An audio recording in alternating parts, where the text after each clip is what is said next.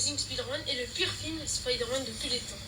Il est très moyen. Je le trouve pas horrible, mais très moyen comme film. Bon, je vais vous dire pour moi d'abord ses points positifs, parce qu'il est drôle. Des gros points positifs et la relation qu'il a avec Gwen.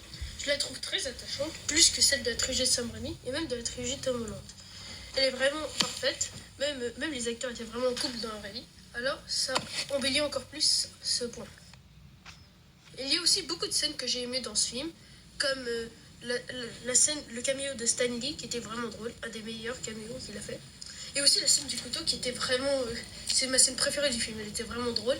Et on comprenait enfin Spider-Man. Ce qui m'amène à parler de Andrew Garfield qui joue Spider-Man dans le film. Pour moi, Andrew Garfield est le meilleur Spider-Man. Pas le meilleur Peter Parker, mais le meilleur Spider-Man. Il joue tellement bien, il fait des blagues. Je trouve qu'il est meilleur dans Amazing Spider-Man 2. Mais ici, il est très bon. Comme je vous dis dans la scène du couteau. On comprend enfin que Spider-Man est rigolo, je trouve qu'il fait des blagues. Alors que dans Trilogie de Sam Raimi, c'était très peu présent. Même quasiment peu présent. Alors je suis très heureux que Andrew Garfield fait ce rôle. Ça lui va bien, mais en Peter Parker, c'est une autre chose. Il y a aussi le capitaine Stacy que j'ai bien aimé dans ce film. Ce que j'ai aimé, c'est que quand il était mort, il interdit Peter d'approcher de sa fille. C'était vraiment touchant. Et ça a été une thématique intéressante pour le 2. Sinon, pour moi, c'est les seuls points positifs. On passe aux points négatifs. Je vous disais que c'était le pire Spider-Man. Quand j'ai dit que c'était le meilleur Spider-Man, je disais pas que c'était le meilleur Peter Parker. Parce que pour moi, Andrew Garfield est le pire Peter Parker des 3 Spider-Man. Je trouve que chacun rajoute quelque chose au héros, mais Andrew Garfield, Peter Parker est très moyen. Déjà, il fait du skate, on dirait plus trop Peter Parker. Je ne m'attache pas trop à lui, son histoire est pas très intéressante. Dans le 2, c'est un petit peu plus intéressant, mais ça reste quand même très moyen. Pour moi, c'est un très gros défaut. Pour moi, Spider-Man a les meilleurs méchants de tous super-héros confondus. Mais dans ce film, le lézard est vraiment nul.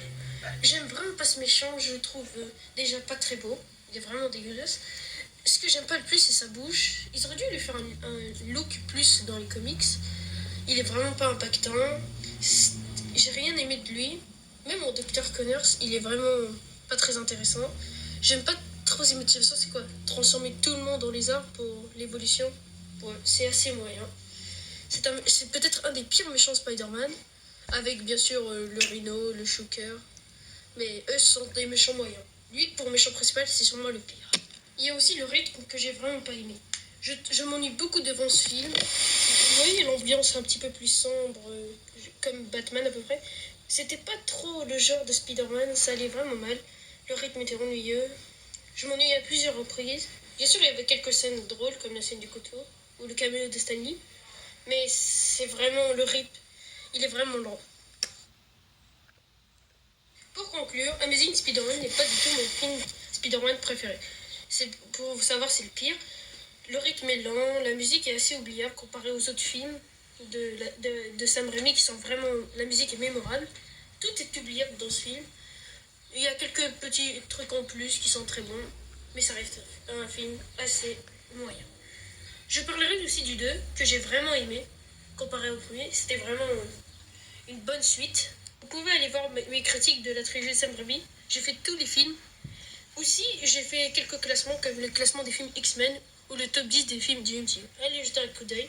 N'oubliez pas de vous abonner. Nous reverrons pour en parler de ce film. À la prochaine.